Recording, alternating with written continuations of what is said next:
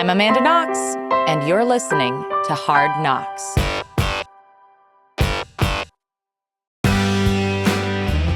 Welcome to Who's Right? It's me. It's me. Today, we're going to decide who has the last word. And it turns out it's both of us. Yes, both of us have this drink, and there's no real reason why we're drinking this. It's just Friday, and it's kind of the end of the day, and I feel like I'm on the set of Mad Men now, so, slap my butt and give me a pay cut, because here we go, back to the 50s. Well, what are we talking about today? We're talking about faking it until you make it. Yes, is that... Is it a wise? Good philosophy? Is it ethical? Yes. So, okay, here's my immediate take. It's not ethical to lie, right? Like if someone says, as they're, asking you to take on a job, have you ever done this job before? Like, have you ever been the director of a Broadway play before? Yeah. You can't just be like, oh, totally. Yeah. Yeah. I let me directed tell Lion you. King and Spider-Man. And... Yeah. Have you heard of The Cursed Child? That was me. I think that is unethical. So you can't be George Costanza, essentially. Oh, yeah. That the new Guggenheim, I designed that. Is that what? Okay. Well, definitely don't be George Costanza ever. I can't think of any situation where it would be a good idea to follow in the footsteps of George Costanza, except when he does the opposite of what he would normally do. There you go. So for you Gen Z types, this is a reference to a 90s sitcom called Seinfeld.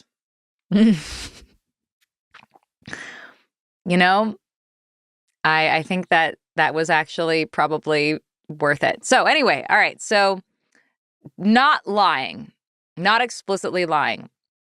I do think that there is value. Here's what I think. I think the vast majority of things that you learn to do, you just have to do them in order to learn how to do them.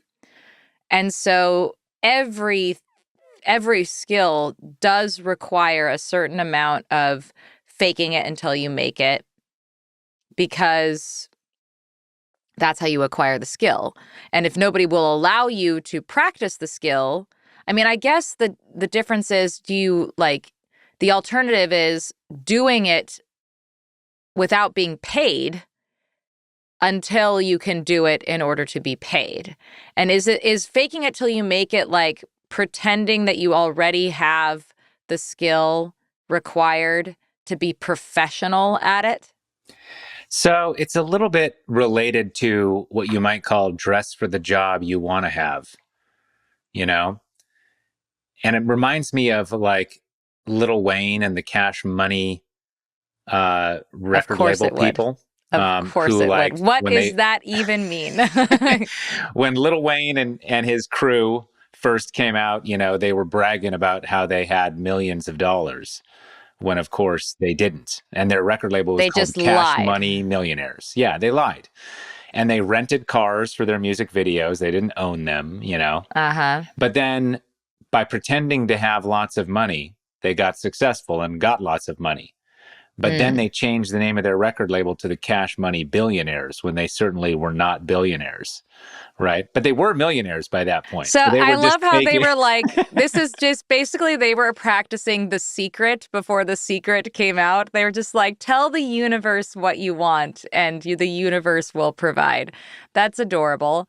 I kind of feel like that's... the problem with that is it's like, who's it harming? It's not like you're harming your employer by lying to them about what your skill set is. You're your own employer. So, and it's not... Well, and it's not like they're even... you are. Right. But I feel like maybe there is a difference. Maybe there is an ethical difference between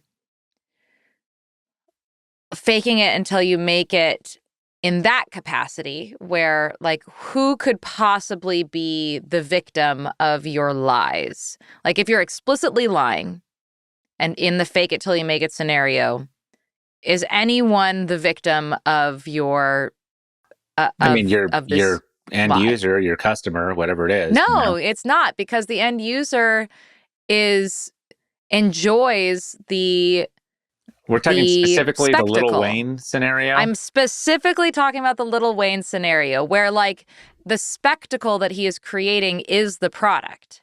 So it's not unethical because there's no victims, I don't think. But like, say someone came to us like and we hired somebody to do some very specific technical job, like do our taxes. And this person had never actually done taxes. And we are specifically relying on this person with the understanding that they are an expert in taxes. Then that would be super unethical. And it's like, no, you don't fake it till you make it when you're doing my taxes. Here's what you don't do. You don't lie about your education or your experience. I think that's definitely unethical, right? If someone says, have you designed a building before? You say no if you haven't, right? Have you paved a driveway before? You say no if you haven't. But I think what you are allowed to do is exude confidence in something that you think you could probably muddle your way through pretty well. Totally. And I think what is ethical is also to say, I haven't done that specifically, but here is what I have done. And here is how I think the skills that I acquired from doing this other thing are applicable to this scenario. I mean, is that faking it till you make it? No, that's just being an honest person, which is what I am. So, I mean, like, let's look at some real world examples here, Because I guess the question is, it's the difference between have you done this before versus can you do it, right? Can you pave this driveway? Yes. It's the fake it till you make it. I've never done that, but I bet I could. The problem with that is, like, if you've never actually done it, you don't know what the pitfalls might be in the thing. Like, a lot of people think they can write a novel, but I bet they can't. This is one of my private beefs, is when people are like, I might write a novel one day. It's like, no one ever says, I might design a building one day. Architects don't have to deal with that. No one's ever like, I might perform a masterpiece on the piano one day. It's like, fuck off. Do open heart surgery one day. Yeah. Yeah. So, everyone's got a little open heart surgery in them, just waiting to come out. But isn't especially writing a novel faking it until you make it? Because until you've written a novel, you've never written a novel. And then you're just pretending to write a novel until you've actually written one.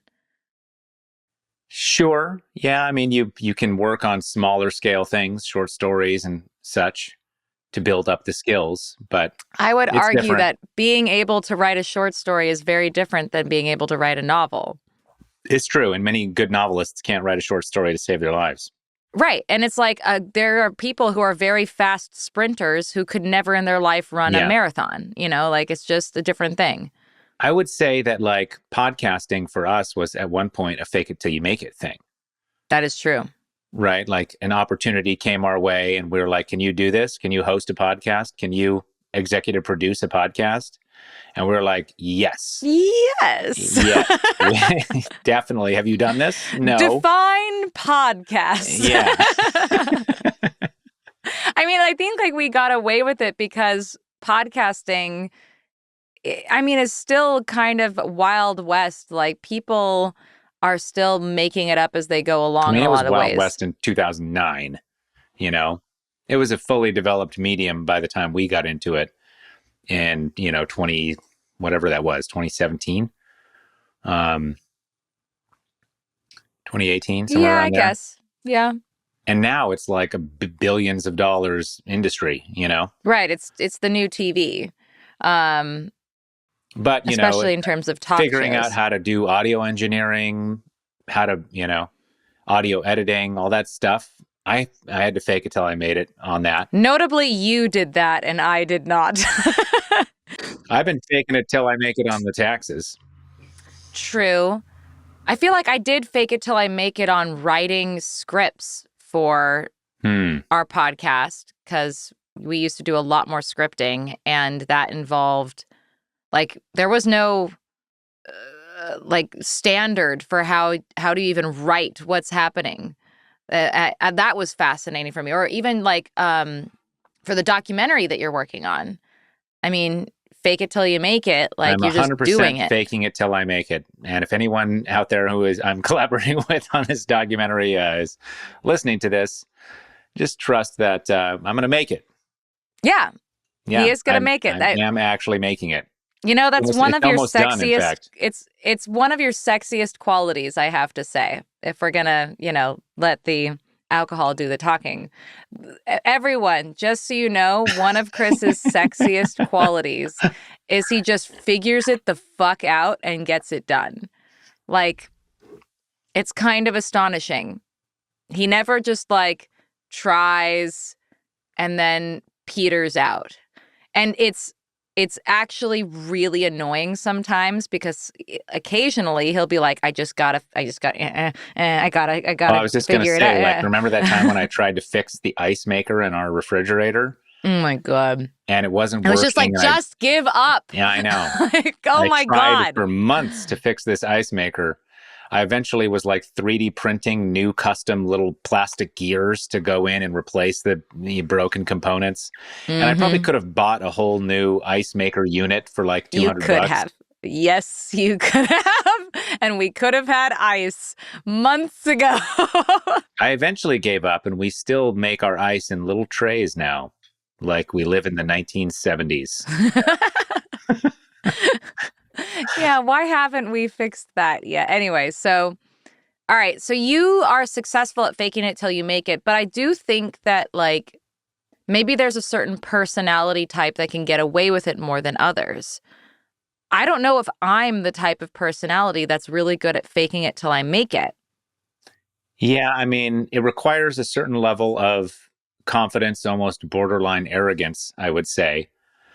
A foolhardiness, even at times, to just trust that you're going to be able to figure it out. That even though you don't have this particular skill set or experience, that given enough time, you can figure it out. If you have that faith in your own abilities and are willing to do it, then I think it's fine, provided that you're not asking other people to rely on you in a capacity where you may not be able to deliver in a timely manner, right? So one of the things about faking it till you make it is that sometimes it takes a lot more effort on your end than it would if you were already a person who knew what the fuck you were doing, right? And so if the end user, whoever your customer is, if you're writing a podcast script to deliver to a network, or if you're repairing someone's, automobile, right? Like, as long as they get it in the time they were expecting and it's as good as you promised it would be, like, who cares if you took 3 times as long in your own time and stayed up all night to get it done? Yeah, they don't care. I agree right? with that. As long as, like, the end product is what you promised it would be within the time that you promised it, then, like, I don't care. And that's like the personal downside of the fake it till you make it, is that sometimes you end up having to burn the candle at both ends, because you really don't know what you're doing, and you make wrong turns, and you've never done this before, and you make mistakes, and you have to backtrack and undo things. And we did that on our wedding. Was a big fake it till you make it. Like, we essentially designed an escape room for 200 people, and we made a whole bunch of puzzles. And you know what? We had never made puzzles before. And we researched how to make puzzles a bit, but also you just have to kind of go in there and assume you're going to be able to make a fun, cool puzzle. And then you try and build something, and then you bring your friends over a few months before your wedding to play test your puzzles. And you discover that half of them are like impossible to solve, or even if they can solve it, not fun. Yeah, it takes too long. Yeah, totally. Man, that was great back when we had time. Did you have to fake it till you make it in any way in your Italian experience? Was like testifying for yourself in court or surviving prison? Do you think this concept of fake it till you make it came into that in any capacity?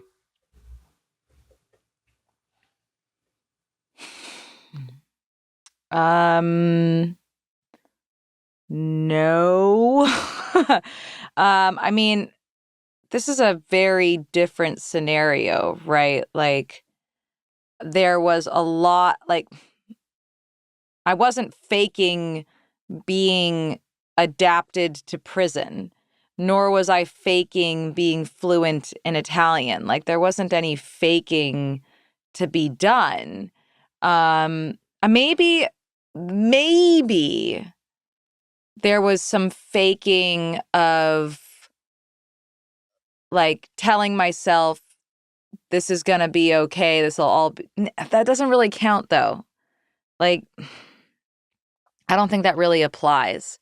And even when it came down to like speaking in court or something, I wasn't faking it. I just had to do a thing. I had to.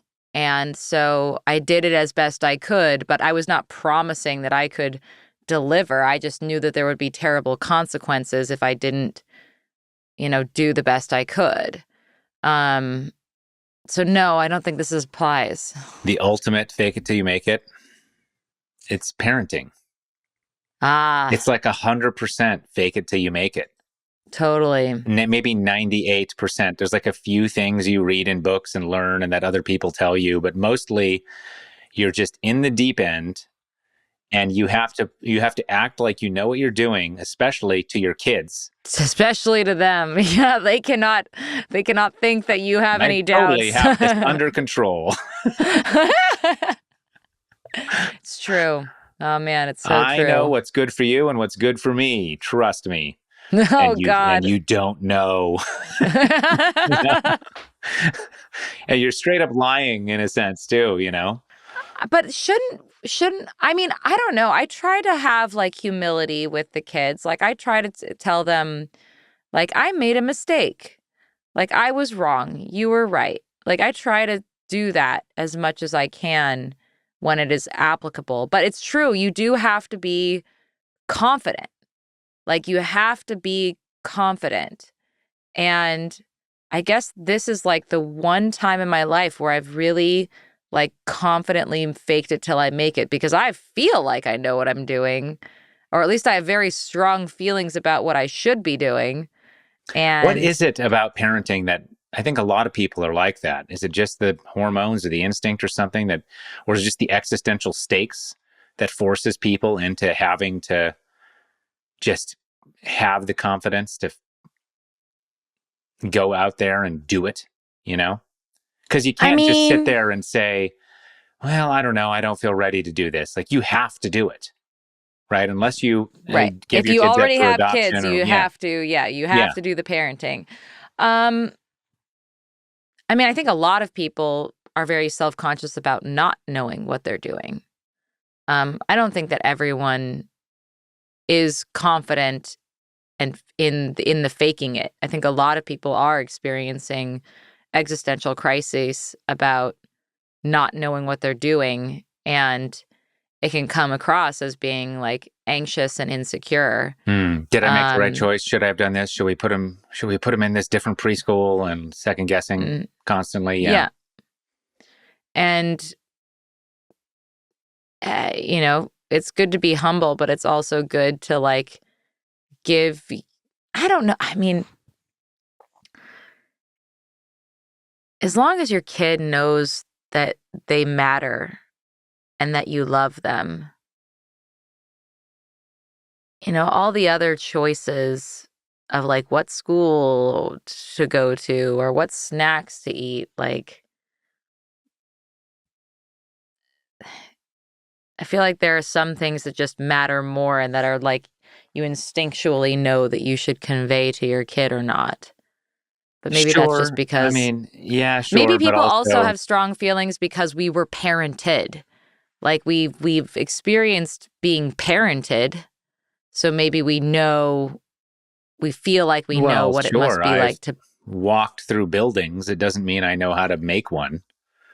That's not a good analogy. Okay, fine.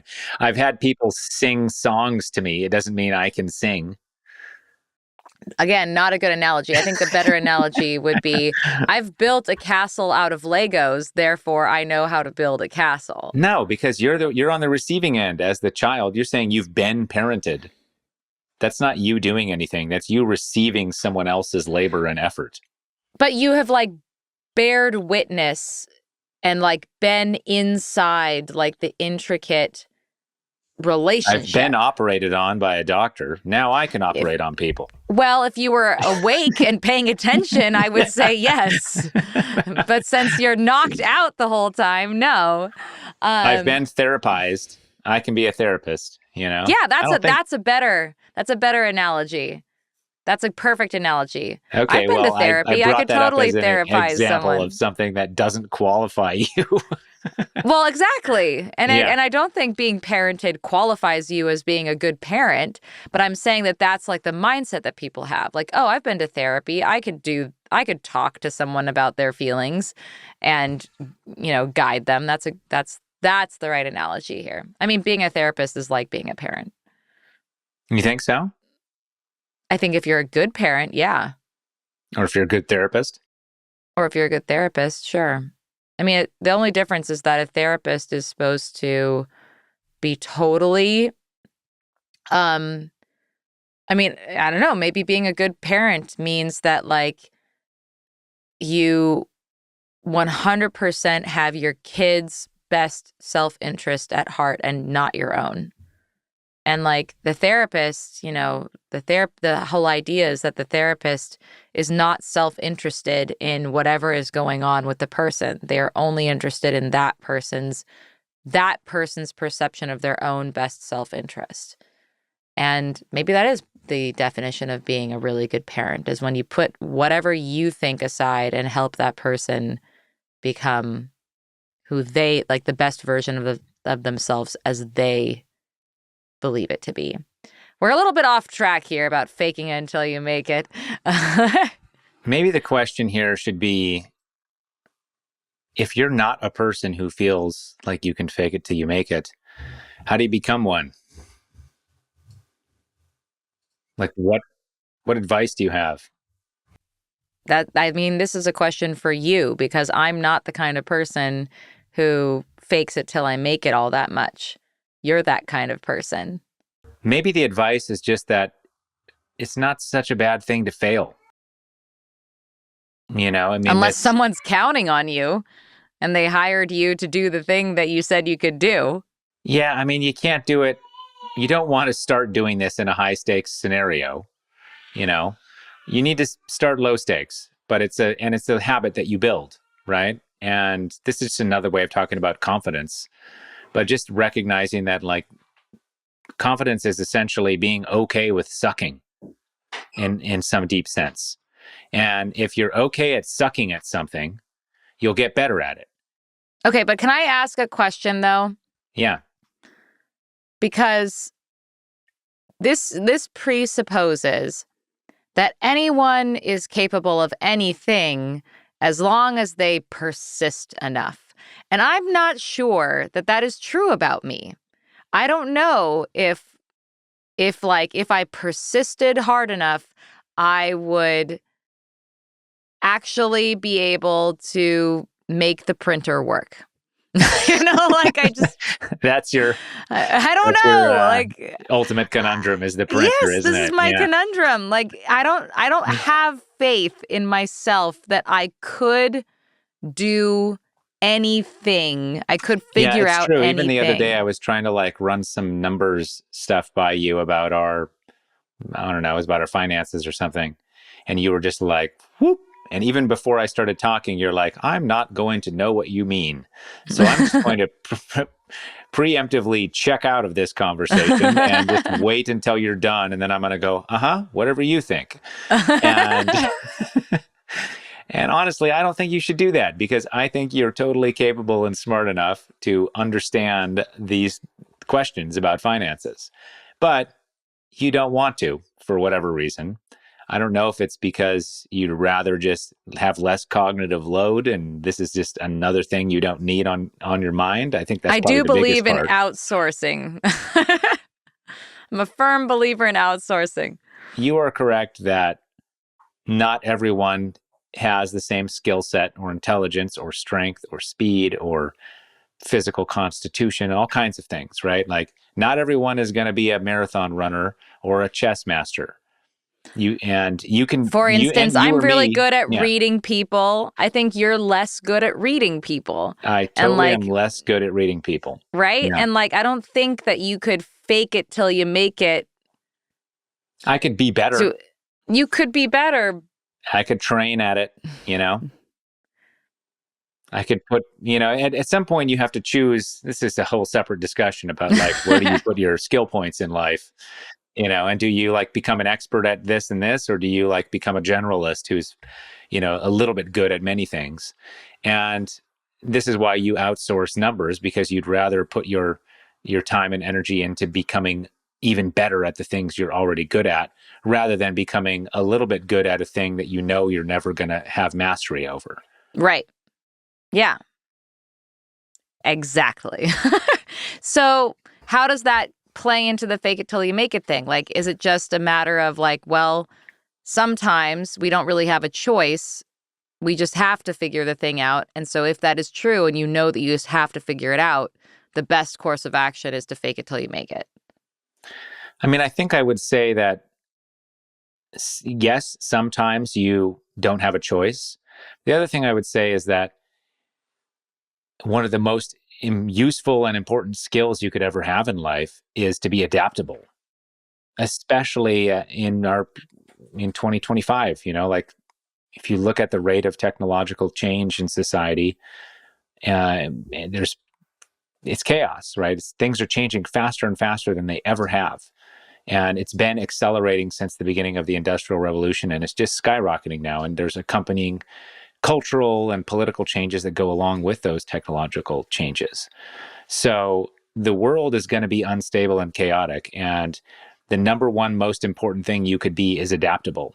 And being adaptable means being able to find yourself in a novel situation and figure out what to do. And that's a skill. Like figuring out what to do when you don't know what to do is a skill.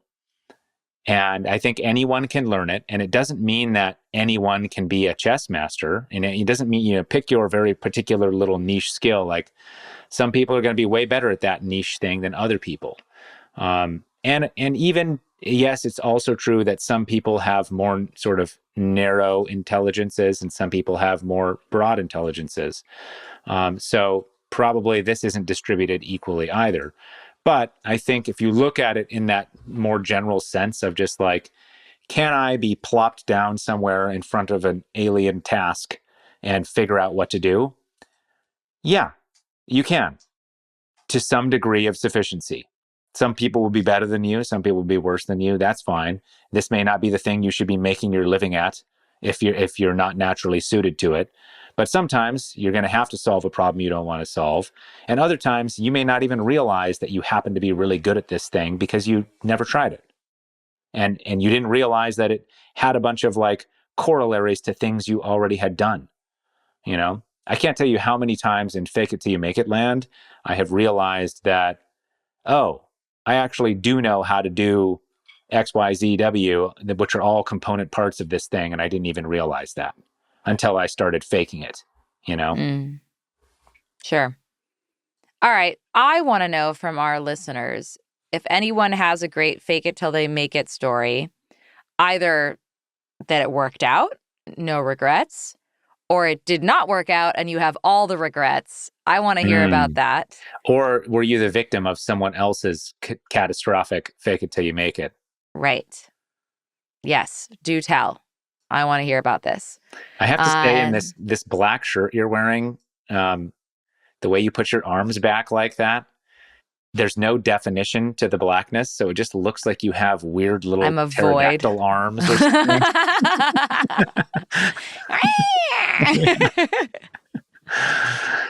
All right. Well, please do tell us your comments, suggestions. If you have an idea for the next Who's Right debate, let us know. You can reach us at amandaknox.substack.com, at amandaknox.com. You can harass Amanda on social media if you're nice. Yes, only if you're nice. Nice harassment.